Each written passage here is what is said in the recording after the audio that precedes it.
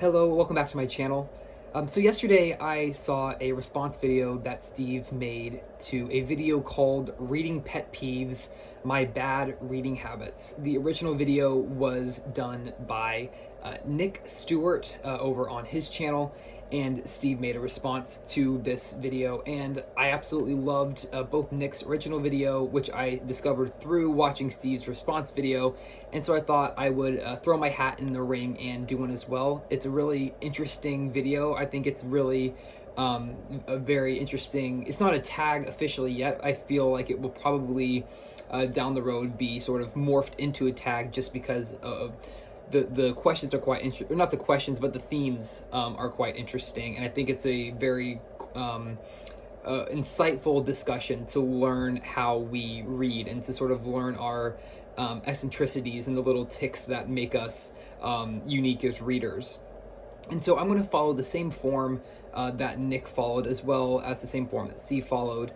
And by the way, I will link to Nick Stewart's channel down below, specifically to his to this video, Reading Pet Peeves, My Bad Reading Habits. Please be sure to go watch his original video, as well as check out some of his other content. He has a great channel. I just discovered it yesterday after watching Steve's video.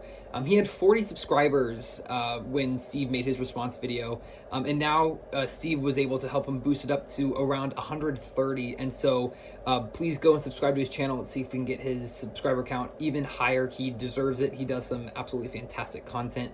So I will link to that below. I'll also link to Steve's video down below if you want to see that as well. So I'm going to keep it the same form, which is 3 current reading pet peeves that I have, and then 3 past reading pet peeves that I have been able to overcome. So the my first pet peeve that I have currently with reading is, it's a really weird one. When I'm reading, when I'm done reading, I have to read to either an even page number or to the end of a chapter. It's a weird thing that I have. I don't really know why. I know the reason for the end of the chapter is I really hate just stopping reading halfway through a page, halfway down a page, and coming back to it. My brain doesn't work that way, so I have to work to a chapter end.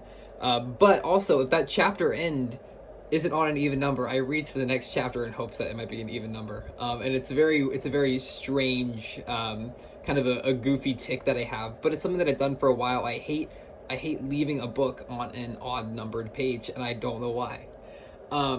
Number 2 that I have is I don't read any reviews other than sort of a brief synopsis of a book that I'm interested in when I start reading it. I don't want to have any other opinions in my head when I start a book, because I'm scared that I'm going to somehow taint my reading experience by having someone else's opinion sort of droning in the back of my mind, and then when I finish the book, their opinion is somehow gonna become my opinion and I'm not reading it organically. And so I try to not read too many reviews before I start reading a book. And then after I finish, of course, I go and I read absolutely every review that I can find for it.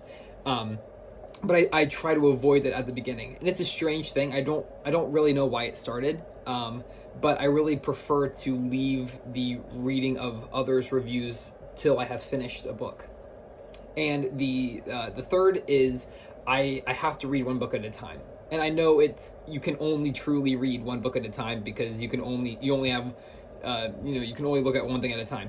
But I can't have multiple books going at once. I definitely read one book at a time from beginning to end. I will occasionally start multiple books, let's say 3 books. I'll read the first chapter in each of them to then pick which one I want to read next. But once I make my selection of what book I'm going to read next, that is the only book I will read. I won't let myself read anything else until I've finished the book that I have decided to go with. And so usually I'll have a stack. I'll have my TBR stack, which will already be started, let's say 1 chapter or so in on each of them. But then once I decide which one I'm going to stick with, I just stick with that one and I read it to completion.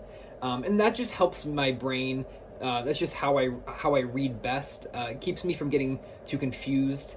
If you do a fiction and a nonfiction, or even just 2 distinctly different pieces of fiction or pieces of nonfiction, typically I won't get confused about what's going on. But if I couldn't read, if I'm reading a lot of fiction, let's say, of a particular genre, I don't want to read multiple multiple novels that are similar, because I'm scared I'm going to get them confused. So those are my 3 current reading pet peeves. My 3 past reading pet peeves that I have been able to get over, thankfully. The first one is feeling obligated to finish a book once I've started it. I think this is something that a lot of readers can sympathize with. But there is this feeling that once you start a book, it's disrespectful to the book, it's disrespectful to the author, or to the art of reading even, if you stop reading it halfway through because you're just not enjoying it.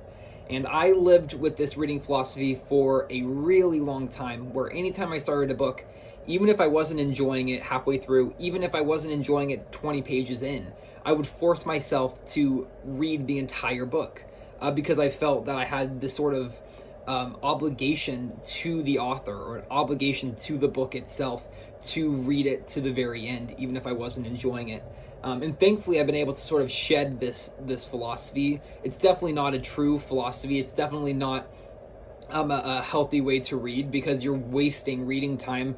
You know, we only have so much time to read, so we should be reading what we enjoy, or what we are passionate about, and not something that would just feel this sort of obligation to read. And so that's definitely one that I used to really struggle with all the time. I would always read a book to the very end, even if I hated it. Now, thankfully, once I start a book, I typically do the 20-page test, where if I'm not liking a book, after 20 pages of reading it, I move on and I read something else, and maybe I'll come back to that one in the future, and maybe it just wasn't for me. But it definitely helps to increase my enjoyment out of my reading. I'm always reading a book that I truly want to read, and I don't just feel pressure to read it. So that's one that I've thankfully been able to shed. The second past pet peeve that I had is I always had to own a physical copy of whatever book I was reading. I couldn't just have an ebook. So even if I purchased an ebook for a book, I would go and purchase a physical copy as well, because I had it in my mind that the e-copy wasn't an actual copy of the book. I needed a physical representation on my shelves of the book that I was reading. I wanted to own a physical copy of every book, and that's just not tangible, really. It's kind of dumb, because an ebook is just as much of a book as a physical book is.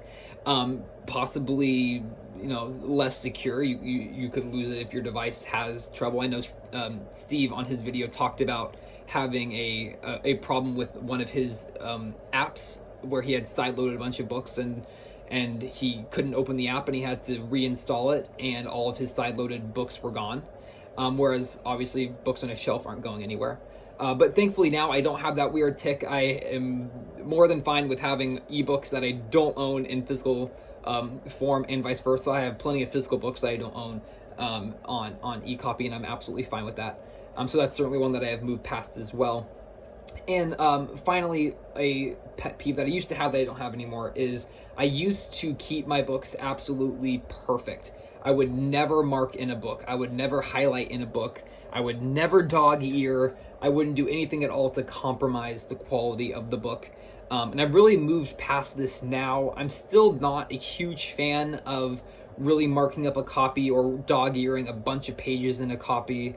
I still have sort of that gut reaction when I do it, or when I see someone do it, where I'm like, oh, don't hurt the book. But I'm getting a lot better with that now, and I have plenty of books, particularly historical nonfiction, that I have notated heavily. I've done heavy highlighting in lots of marginalia, that sort of thing, dog-earing of pages. But in the past, I was such a stickler for keeping a book pristine.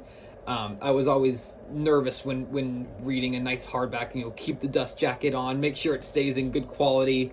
And that's certainly something that I have moved past now, just because, again, it's not practical. If I want to make a note in a book, I don't want to always have a book and a notebook with me where I have to write down a note and then write what page and what line I got that thought from. It's much easier just to write directly in a book and be able to draw an arrow to the passage that interested you, or to be able to directly highlight things.